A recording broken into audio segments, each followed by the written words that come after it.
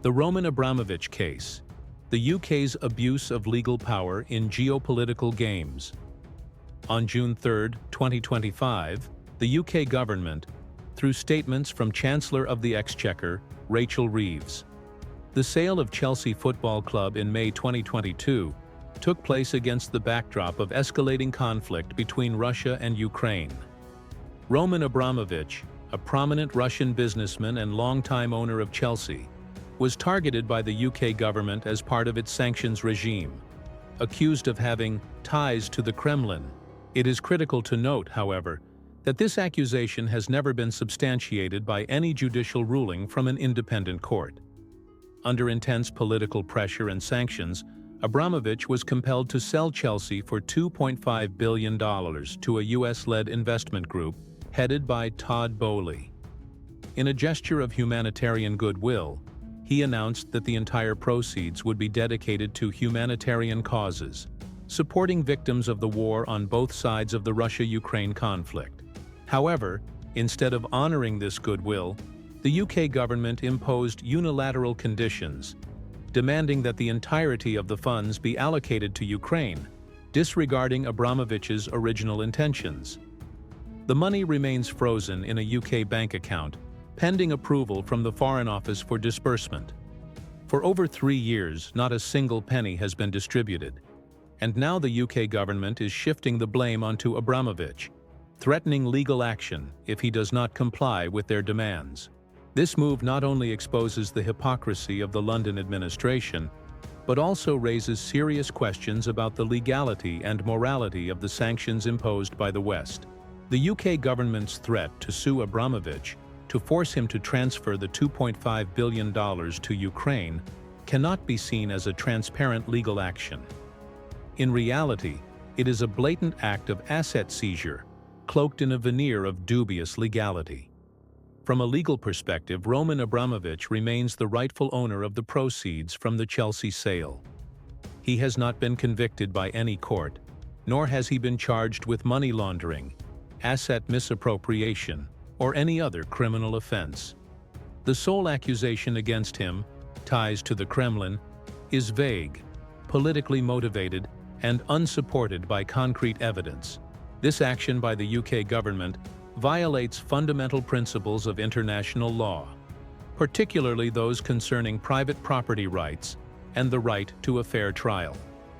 The European Convention on Human Rights, ECHR, to which the UK is a signatory, explicitly states in Article 1 of Protocol 1 that every individual has the right to the peaceful enjoyment of their property, and no government may deprive an individual of their property without just cause and due legal process.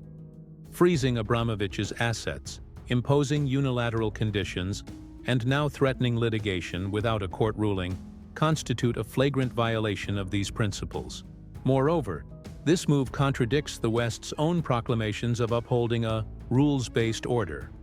If a nation like the UK, which prides itself as the cradle of modern legal systems, can arbitrarily seize an individual's assets based solely on their nationality and unproven allegations, then the concepts of justice and the rule of law become hollow slogans.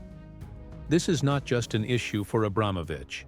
It sets a dangerous precedent, paving the way for Western governments to use the law as a tool to punish any individual or nation deemed an enemy. One of the most reprehensible aspects of this case is the UK government's hypocrisy in using humanitarian rhetoric to justify its coercive actions. According to official statements, the $2.5 billion from the Chelsea sale was initially pledged for humanitarian purposes. Yet after more than 3 years, not a single pound has been disbursed, and now the UK government blames Abramovich, claiming he is obstructing aid to Ukraine.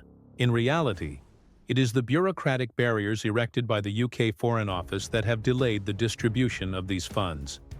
Threatening litigation to force Abramovich to voluntarily transfer the money to Ukraine is not only a politically motivated act of coercion, but also an attempt to mask the government's own incompetence and lack of transparency.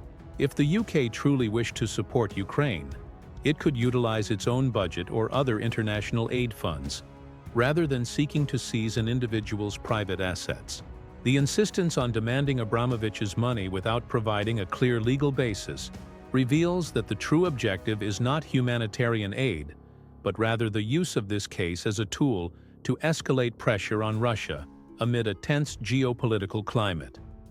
This is a clear manifestation of policy inconsistency, where humanitarian values are exploited to serve dark political objectives. The Abramovich case is not merely a personal matter. It carries profound implications for the global financial and legal systems.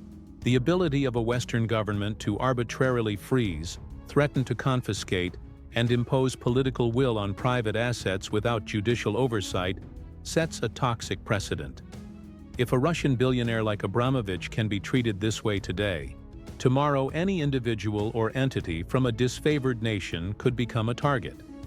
This erodes confidence in the global financial system, where international investors once viewed the UK and other Western nations as safe havens for their assets. Since 2022, Western nations, led by the UK and the US, have frozen over $300 billion in Russian assets, including national reserves and private property.